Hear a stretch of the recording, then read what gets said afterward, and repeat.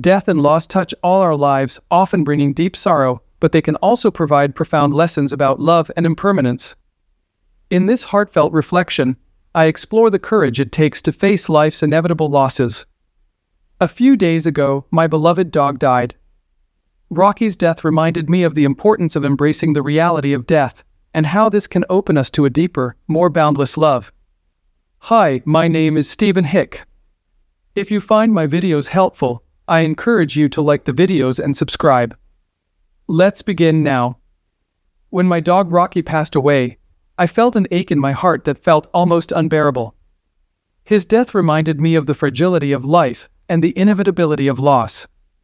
Yet, as much as his passing has brought grief, it has also opened a doorway to something profound, an invitation to see life and death with true eyes. Death is one of the great mysteries of life, a truth that touches us all. As Stephen Levine so beautifully wrote, "If you want to really live, you must be willing to die." Letting go of our fear of death is like a cleansing of the soul, a deep letting go of the small and grasping self. But how do we begin to let go of this fear when death feels so final, so unrelenting? Sooner or later, everyone will experience life's tragic quality. Whether it comes through the death of a loved one, the shattering of a dream, or the loss of something we hold dear, sorrow is woven into the very fabric of existence. The Buddha recognized this universal truth over 2,500 years ago, and it became the foundation of his teachings. Life, for all its beauty and wonder, is also marked by impermanence.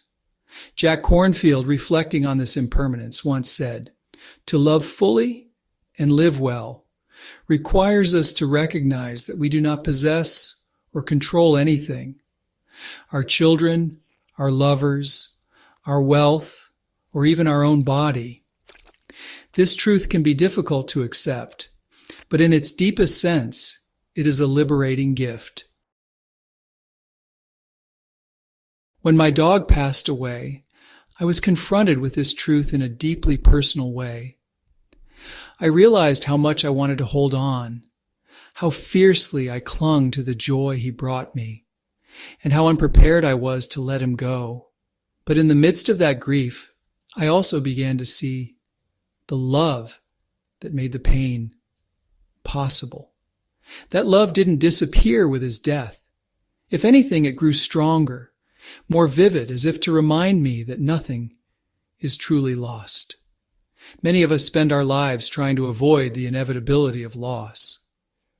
We distract ourselves with work, entertainment, and endless to-do lists. We construct elaborate defenses, hoping to shield ourselves from the pain of life. Many years ago, I learned that it takes great courage to embrace life fully without holding back, and to journey through the fear of death and let it open my heart. Death, when we face it directly, can transform us. It can teach us to let go of the stories we create about how life should be and invite us to experience life as it is. This doesn't mean bypassing grief or pretending that loss doesn't hurt. Instead, it means allowing grief to move through us, to soften us and to deepen our understanding of what it means to be alive.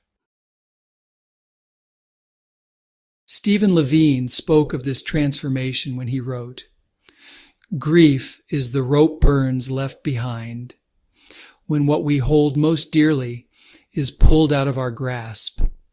But it is also the hollowing of the heart that leaves room for something new to be born." Grief, then, is not something to be feared or avoided.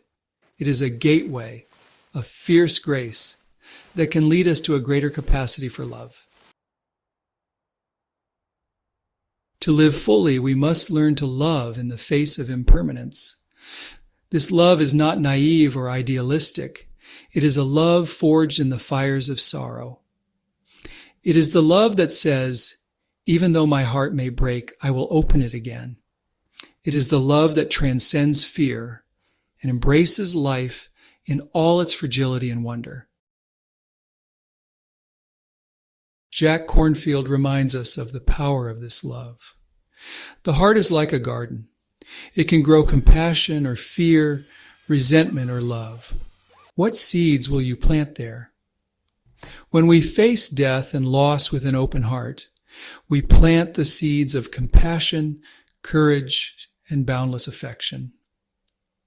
As I reflect on the loss of my dog, I realize that his passing, as painful as it is, has further deepened my capacity to love. His life of 17 and a half years was a gift, a reminder that love is not diminished by loss, but is made more profound through it. At the core of this journey is a profound yes to life. Adyashanti calls this the ultimate surrender. The truth is that life will break your heart, and it will heal your heart. And what you are in the midst of all of that is something far beyond the heartbreak or the healing. This yes is not about denying the pain of loss or pretending that we are invulnerable. It is about embracing life in its totality, its beauty and its sorrow, its joy and its grief.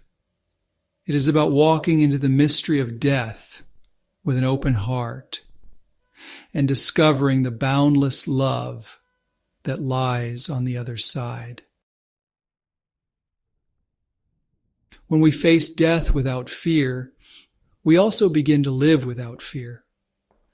We recognize that love is the thread that weaves through all of existence, transcending the boundaries of life and death.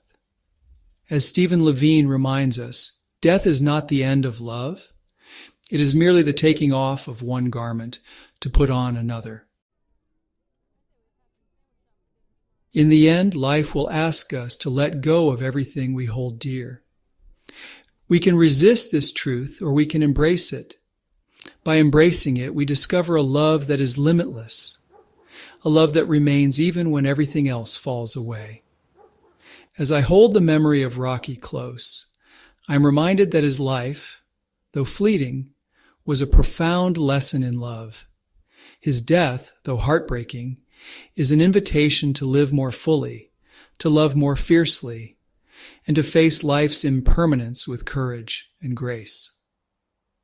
May we all find the strength to embrace this journey, to open our hearts to the fullness of life, and to let love triumph over fear.